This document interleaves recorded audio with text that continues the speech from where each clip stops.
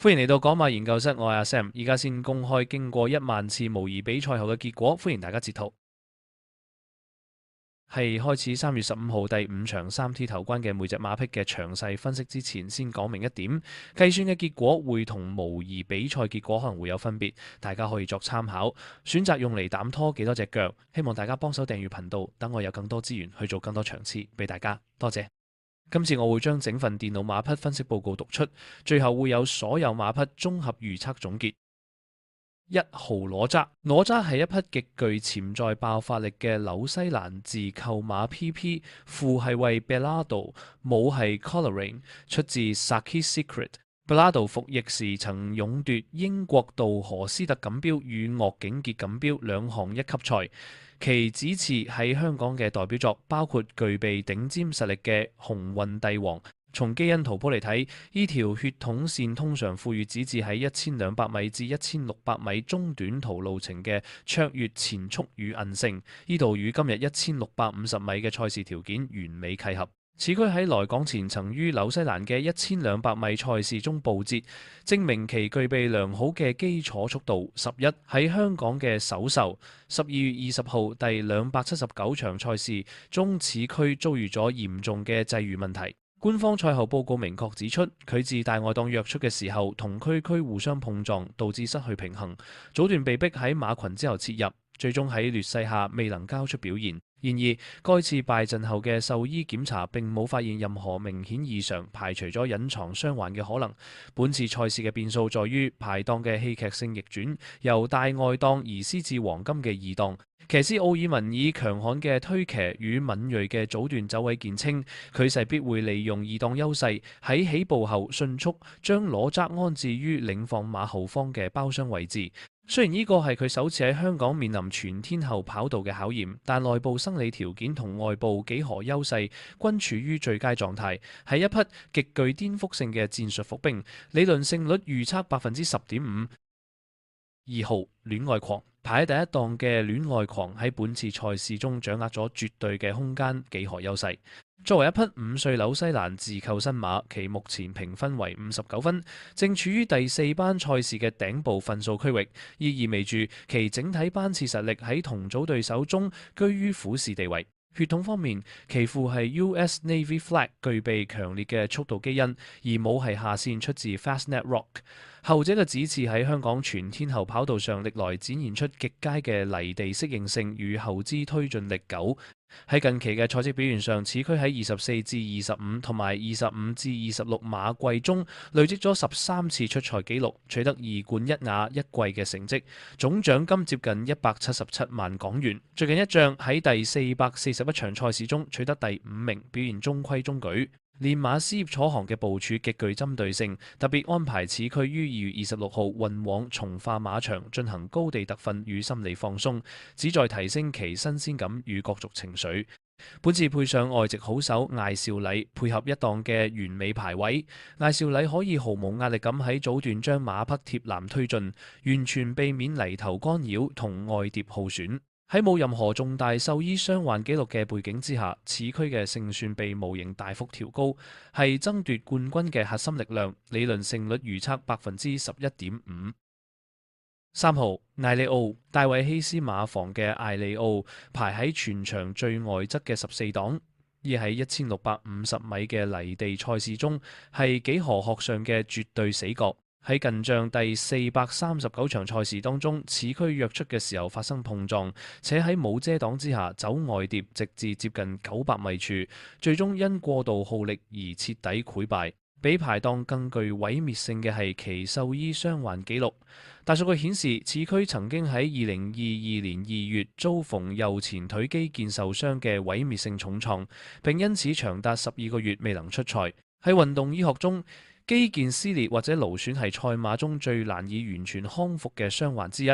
受傷部位嘅纖維化會永久降低肌腱嘅彈性同耐受力。結合14檔嘅極端惡劣形勢、肌腱舊患嘅隱憂，以及過往多次被評為表現令人失望嘅競賽紀錄，此區喺量化模型中基本上唔具備任何爭勝嘅理論與物理基礎。預計將採取陪跑或者單純測試狀態嘅消極策略，理論勝率預測0.5%。4號年年有福排喺不俗嘅4檔，由沈集成馬房打理，並交由麥文堅策騎。沈集成馬房向來以鬥志鮮明著稱，但深入檢視此區嘅獸醫與競賽大數據，便會發現其內喺潛藏住極為嚴重嘅結構性隱患。根據香港賽馬會公佈嘅詳盡獸醫記錄，此區曾經喺2023年7月因咗前腿不良於行而被逼退出賽事。更令人擔憂嘅係喺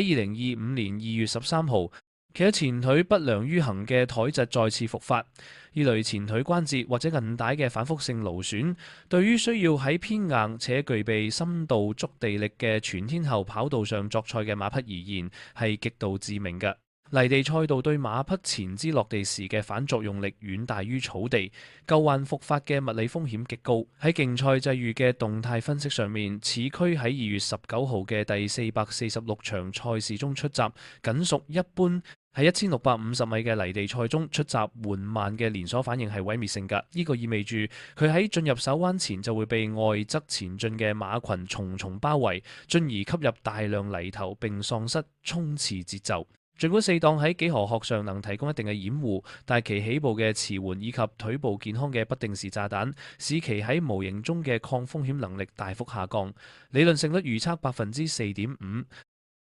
5號加州星馳係本場賽事中最具爭議性、充滿矛盾與戲劇張力嘅參賽馬。單睇表面數據，其近6仗交出咗嘅亮眼成績單穩定性極高。練馬師告東尼更為其重配咗香港6屆冠軍騎師潘頓，擺出咗強烈不勝無歸嘅格局。然而，深度量化模型卻向呢匹熱門馬發出咗2個極為嚴峻嘅紅色警告信號。第一係空間幾何學嘅懲罰，12檔喺泥地1650米係標準嘅死位，潘頓必須發揮出神入化嘅走位技巧，先至能夠避免整場賽事3踏望空嘅厄運。第二係極度嚴重嘅生理與獸醫記錄，此區喺2025年5月曾因咗後腿不良於行退出，隨後更喺6月被確診為左前腿圓韌帶受傷。喺馬匹解剖學中，圓韌帶負責支撐整個求節系統。當馬匹喺觸地力強且具深度嘅泥地表面發力推進時，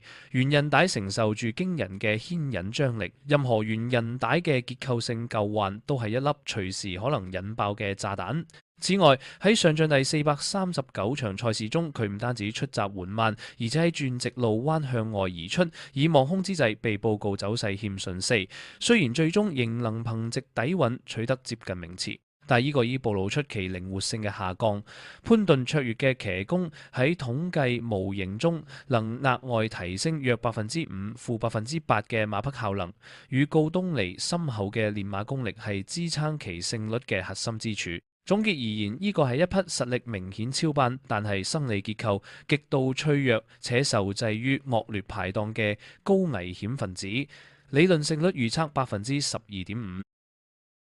6號天威羅富全馬房嘅天威目前評分為55分，副係為 Grunt。單從表面嘅賽績數據嚟睇，呢匹馬近期嘅表現堪稱災難，近6仗名次為131、38986。然而喺動態評估模型中，本場賽事出現咗一個極為強烈且具備顛覆性嘅變數。騎師配搭由減磅騎師毛顯東大幅升級至世界級頂尖好手布文。喺香港賽馬嘅統計數據中，騎師嘅升級替換往往能令一匹長期低迷嘅馬匹產生脫胎換骨嘅化學反應。羅富全馬房喺季中階段經常會有呢類隱蔽嘅突擊部署。8檔喺泥地1650米屬於中外檔，存在入彎前被逼走外碟嘅物理風險，呢將極大考驗布文嘅走位智慧與臨場決策。綜合其疲弱嘅近績與頂級騎師嘅巨大加持效應，我哋將其定性為一匹高風險高回報嘅邊緣突擊分子。理論勝率預測6.0%。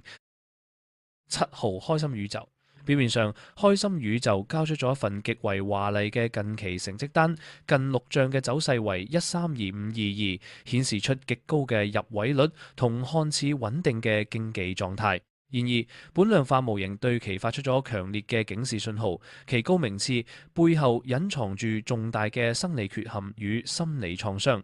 首先喺生理層面嘅獸醫記錄明確記載，此區曾經喺2025年11月嘅賽後內窺鏡檢查中，被發現氣管內有大量血液，俗稱氣管多血。運動誘導性肺出血會嚴重阻礙馬匹肺部喺長距離高強度衝刺時嘅氧氣與二氧化碳交換效率。對於1650米呢種對心肺耐力要求極度嚴苛嘅途程，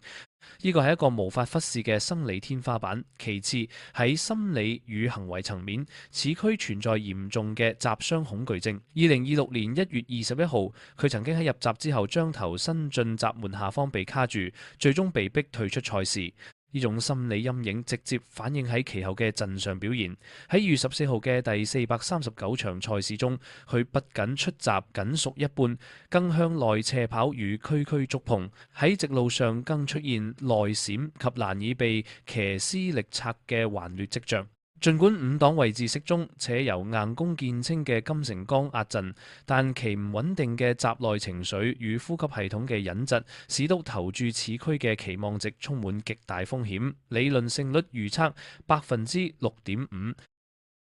8號日日獎，方嘉柏馬房嘅日日獎排喺處於劣勢嘅10檔，近6仗成績為慘不忍睹。儘管練馬師方嘉柏近期整體手風順暢，甚至喺快活谷賽事中取得3節嘅佳績，但具體到此區嘅個體生理狀況，實在難以令人寄予任何厚望。獸醫大數據無情地揭示咗其嘅弱點。此區喺2024年曾2度2月同9月喺賽後內窺鏡檢查中，被發現氣管內有大量痰液。呢種呼吸道黏液嘅慢性積聚會嚴重縮窄氣道截面積，降低高強度運動下嘅氧氣攝取量，導致馬匹喺末段衝刺嘅時候無力匱乏。喺賽事際遇方面，2月22號嘅第460場賽事中，佢躍出嘅時候更發生碰撞。外檔起步嘅幾何劣勢，加上呼吸系統慢性問題嘅雙重打擊，喺泥地1650米呢種對氣量要求極高嘅賽事中，幾乎等同於勝利無望。理論勝率預測2.0%。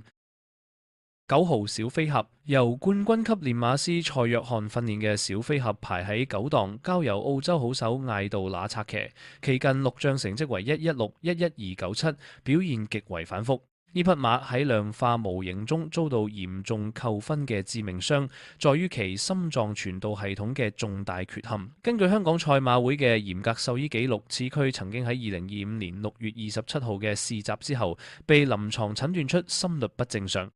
喺純血馬嘅生理學中，心房顫動會導致心臟泵血功能瞬間大幅下降。當馬匹喺比賽末段處於最大攝氧量VO2 max 嘅極限衝刺階段時，心律唔正常會引發突發性嘅肌肉缺氧與動力喪失，導致馬匹急劇減速。而對於高強度嘅競技賽馬而言，係一個難以徹底根治且如同定時炸彈般嘅隱患。此外，喺近期3月1日嘅第475場賽事中，此區起步嘅時候向外斜跑及被碰撞，直路上受催策嘅時候更出現內閃嘅壞習慣。呢進一步證實其競賽服從性與身體機能嘅協調性均處於次佳狀態。排喺偏外嘅9檔更增加咗其喺早段搶位時嘅心肺消耗，預期勝算極為渺茫。理論勝率預測3.0%。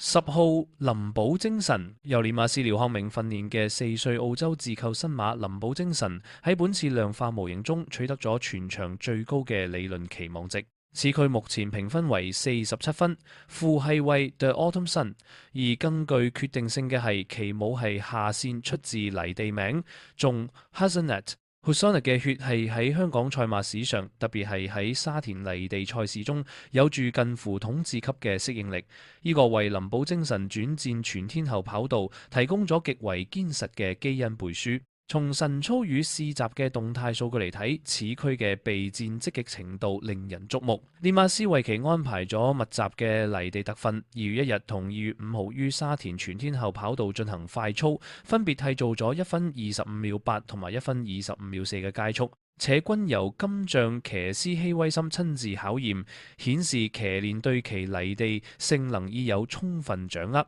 近六將成績為297894，上將第439場，喺1650米賽事中取得第4名，證明其狀態正在穩步上揚。排喺極佳嘅三檔，希威森可以輕易採取主動嘅跟前跑法，避免陷入泥頭亂局。結合純粹嘅泥地血統、針對性嘅密集操練以及完美嘅檔位，此區無疑係本場賽事嘅奪標首選。理論勝率預測14.0%。11號午夜快車。徐雨石馬房嘅午夜快車庫係出自近年喺歐洲極受追捧嘅 Night of Thunder， 母系下線則具備一定嘅長力底蘊，然而其近六仗成績為156296，表現相當飄忽。此區目前評分為44分，喺戰略部署上唯一嘅亮點在於配上咗見習騎師中義禮，呢個使得佢喺副榜上能獲得減2磅嘅優惠。喺長途泥地賽嘅物理計算中，減輕靜態負重確實能微幅降低馬匹喺深層泥地發力時嘅力學負擔。然而呢個微小嘅重量優勢被11檔嘅極端惡劣排位徹底抵消。喺1650米嘅起步點，11檔迫使騎師必須做出極端選擇，一係喺早段大幅消耗體力強行切入前領，一係無奈留守後列吞噬前方嘅泥頭。雪上加霜嘅係，獸醫記錄顯示其曾經喺2025年4月嘅賽後檢查中被發現氣管內有大量痰液。考量到徐雨石馬房目前嘅整體兵力同馬匹嘅氣管隱患，此區要克服外檔劣勢奪冠嘅概率極低，理論勝率預測4.0%。12號精明選擇。精明選擇係一匹5歲澳洲自購新馬，父系為 Good Journey， 練馬師伍鵬志喺季內嘅勝出率同入位率均名列前茅，其馬房嘅整體戰意同部署能力毋庸置疑。此區近六仗成績為168382，證明其具備喺第4班賽事中立足嘅戰鬥力，且目前評分為44分。但從量化模型嘅角度審視，此區面臨住幾乎無法逾越嘅物理與幾何障礙13檔。喺沙田1650米賽道，自13檔起步要切入內欄嘅斜向距離過長，騎師楊明倫若選擇強行切入，將喺首個彎道前耗盡馬匹前段嘅無氧爆發力；若選擇留後，則勢必陷入馬群尾部，承受最密集嘅泥頭打擊。更為不利嘅係，其獸醫記錄上曾2度出現表現令人失望，2025年4月及表現難以接受2025年6月嘅官方嚴厲評語，顯示其鬥心與競技穩定性存在明顯缺陷。基於檔位偏差嘅嚴厲數學懲罰，其勝率被系統性大幅調低，理論勝率預測3.5%。13號風起雲湧。風起雲湧係一匹喺量化模型中呈現出極高隱藏價值嘅馬匹，其近六仗成績為227833，表現相當忠心且具備極佳嘅作戰狀態。此區由蘇偉賢訓練，並交由何澤堯執騎。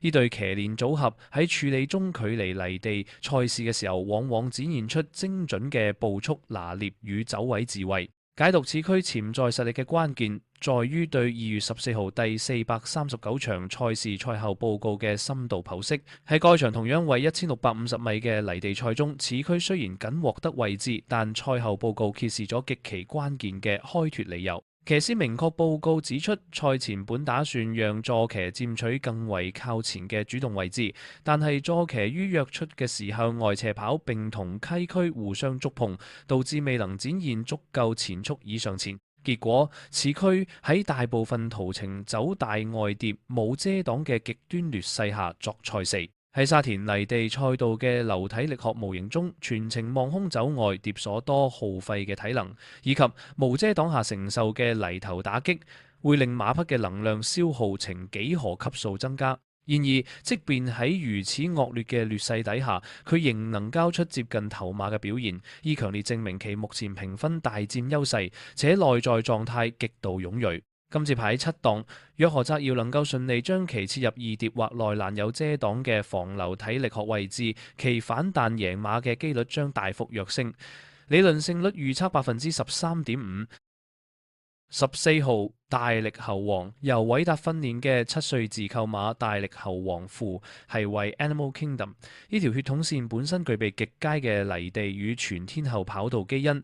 而歲月嘅侵蝕與接連不斷嘅嚴重傷患已將其戰鬥力消耗殆盡，其近6仗成績為慘淡嘅769、8910，走勢全無威脅可言。導致其戰鬥力崩塌嘅根本原因，在於其極度糟糕且不可逆嘅獸醫記錄。此區唔單止曾接受閹割手術，更喺2023年被發現氣管內有大量嘅痰液。最為致命嘅係喺2025年3月25號嘅試襲之後，佢出現咗2個鼻孔流血嘅極端嚴重情況。喺賽馬醫學中，雙孔流血意味住肺部微血管壁嘅極度脆弱與大規模破裂。喺香港嚴格嘅賽事規管下，經歷過流鼻血嘅馬匹再次面對泥地嘅高強度心肺負荷與泥頭嘅呼吸道刺激時，其自我保護機制會促使馬匹喺末段提早放棄。此外，喺2月25號嘅第471場賽事中，此區自帶外檔出閘，一般早段被迫切入馬群之後，直路彎受困未能望空，顯示其目前嘅競賽靈活性與瞬間爆發力已經跌至谷底。排喺6檔雖屬中等，但基於生理結構嘅徹底崩壞，此區喺本場賽事中缺乏任何實質嘅爭勝基礎，理論勝率預測1.5%。最後就係所有馬匹嘅理論勝率綜合預測總結矩陣資料。如果你覺得內容有用，記得訂閱頻道，歡迎喺留言區留言，我哋一齊見證模型成長。我哋下條片再見。